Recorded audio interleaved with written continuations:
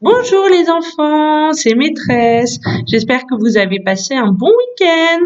Moi, j'ai retrouvé deux petites chippies qui sont là pour écouter l'histoire avec vous. Alors, le livre que je vais vous lire maintenant s'appelle L'Arbre à pluie. Ça a été écrit par Agnès de l'Estrade, illustré par Claire Degan et publié aux éditions Milan Jeunesse.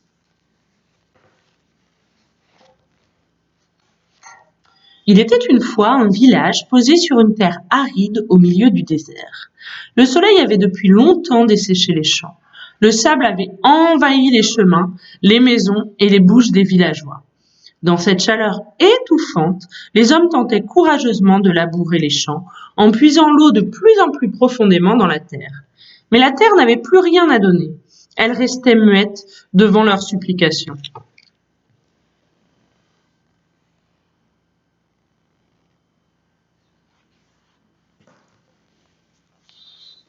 Dans la cour, près des cases entorchies, les femmes tissaient des tapis en feuilles de dattier pour les vendre sur le marché de la ville la plus proche.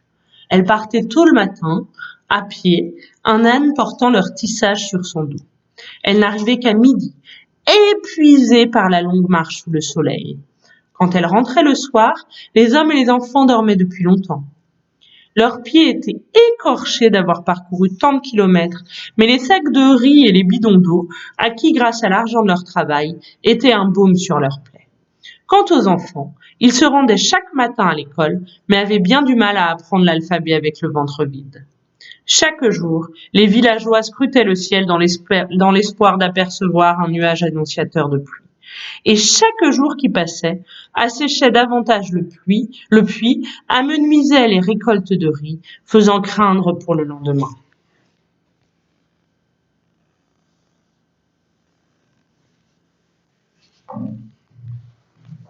Le lendemain, la pousse était devenue une petite plante qui dansait dans le vent, indifférente au souffle chaud du soleil. Kodjo lui murmura des paroles d'encouragement en versant le précieux liquide au pied de son petit tronc.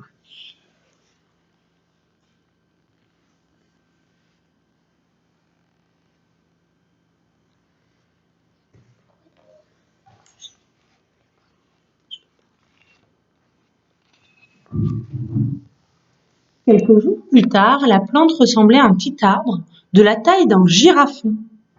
Avec ses branchages souples lancés vers le ciel, elle était un véritable miracle au milieu du désert. Les villageois dansèrent, remerciant les anciens et chantant des incantations. On embrassait son tronc, on déposait des offrandes à ses pieds, de l'huile de palme et des cailloux rares. Au bout de quelques semaines, l'arbre était plus haut que les cases et large comme un éléphant. Les villageois aimaient s'y reposer à l'ombre, aux heures où le soleil était à son zénith. Les enfants apprenaient là leurs leçons avec grande facilité. Les femmes tressaient des paniers en chantant, comme si la pluie n'était pas loin.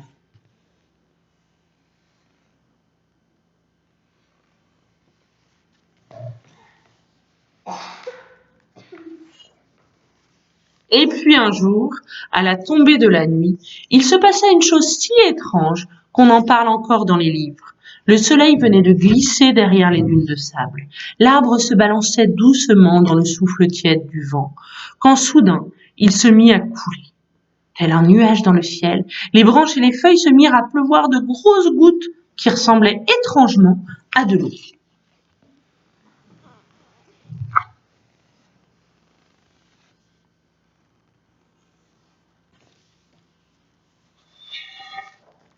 Avec méfiance, les villageois s'approchèrent, recueillant quelques gouttes au creux de leurs mains. Le chef les porta à sa bouche. Il fronça ses gros sourcils sombres, remua sa langue, la passa sur ses lèvres et déclara: « C'est de l'eau ?» Aussitôt, tout le village se regroupa sous l'arbre, désormais nommé l'arbre à pluie.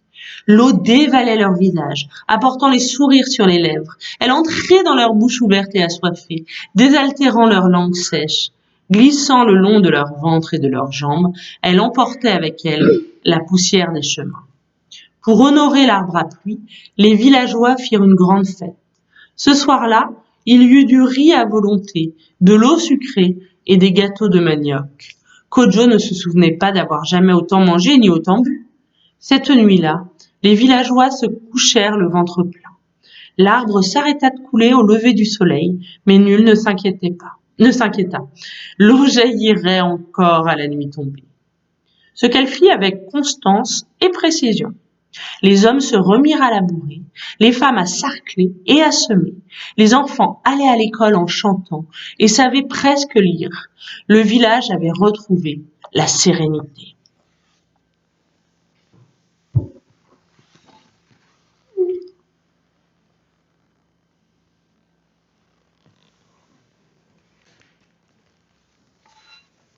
Jusqu'au jour où un homme du village voisin se présenta. La nuit venait de tomber et l'arbre à pluie distribuait de l'eau aussi généreusement que la veille. L'homme, assoiffé, s'arrêta, contempla et n'en crut pas ses yeux. Dès le lendemain, il revint avec 2 seaux et entreprit de les remplir. Mais le chef s'approcha de lui et lui ordonna de passer son chemin. Notre village meurt de soif et de faim, dit l'homme. Nos enfants ont le ventre vide et nos femmes n'ont que la peau sur les os. Le lait qui coule de leurs seins est transparent. Les bébés pleurent du soir au matin.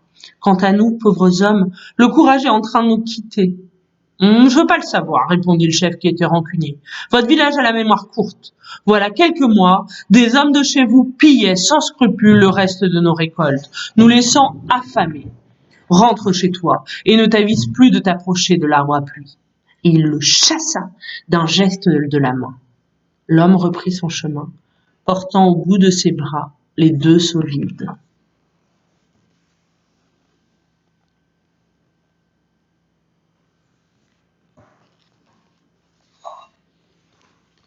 Le lendemain matin, Kojo, comme à son habitude, partit arroser l'arbre à pluie, qui d'ailleurs n'en avait plus besoin. En s'approchant de la petite place rouge, il n'en crut pas ses yeux. À la place de l'arbre à pluie, il y avait un trou, un énorme trou béant, dans lequel pendaient quelques racines arrachées. L'arbre à pluie n'était plus là. Il avait disparu. Kojo courut alerter les gens du village qui s'attroupèrent autour du trou. Les femmes se jetèrent à terre en pleurant. Les hommes poussèrent des cris barbares. Au milieu de ce désespoir, le chef prit la parole et dit « On nous a volé l'arbre à pluie. Notre vengeance sera terrible. Suivez-moi !» Tout le village se mit en marche. La colère est un mauvais guide, mais elle donne force et courage. Les villageois marchèrent si vite qu'ils aperçurent bientôt, au loin, les petites maisons en torchis du village voisin.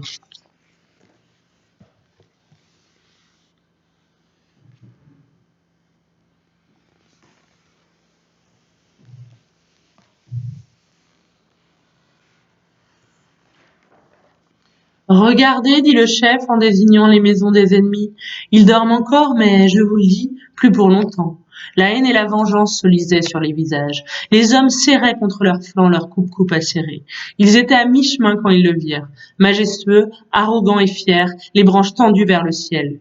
L'arbre à pluie se tenait devant eux, planté dans le sol, vif et vigoureux comme la veille.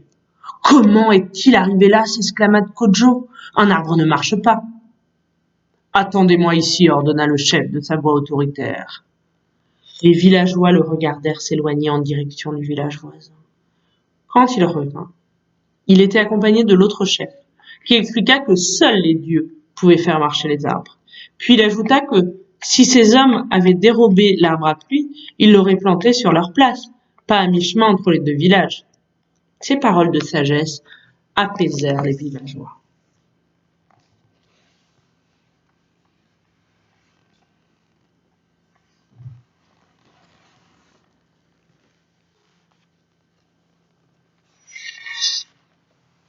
À la tombée de la nuit, munis de seaux, de marmites et de bassines, les habitants des 2 villages se retrouvèrent sous l'arbre à pluie. Leurs yeux sombres se jetaient des regards de haine et les lames des sabres lançaient des éclairs argentés. Mais l'arbre se tut. Il ne coula pas tel un nuage dans le ciel. Les feuilles, les branches et le tronc restèrent assis aussi secs que la terre. Désespérés, les villageois rentrèrent chez eux sans échanger un mot. Le lendemain, à la tombée de la nuit, les hommes, les femmes et les enfants des 2 villages se retrouvèrent à nouveau sous l'arbre muet. Et à nouveau l'arbre se tut. Les semaines passèrent, puis les mois. Aucun des 2 villages ne manquait le rendez-vous du soir. Un jour, une femme accoucha sous l'arbre à pluie. Les femmes de l'autre village portèrent des linges et de l'eau, chantèrent les berceuses de la nativité et accueillirent l'enfant comme s'il était des leurs. Oui.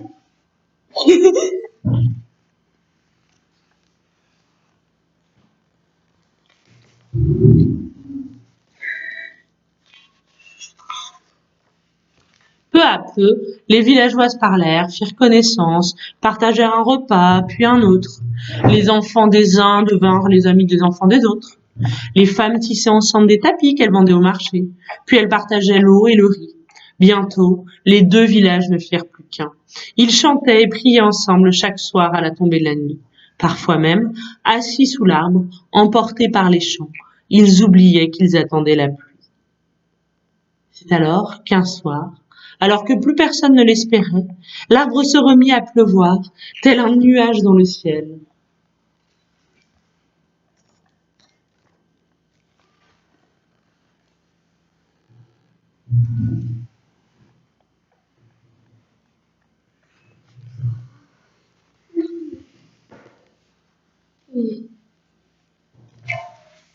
Et voilà! J'espère que ça vous a plu, les enfants. Je vous fais un gros bisou. Et puis, je vous dis à demain pour une nouvelle histoire. Gros bisous.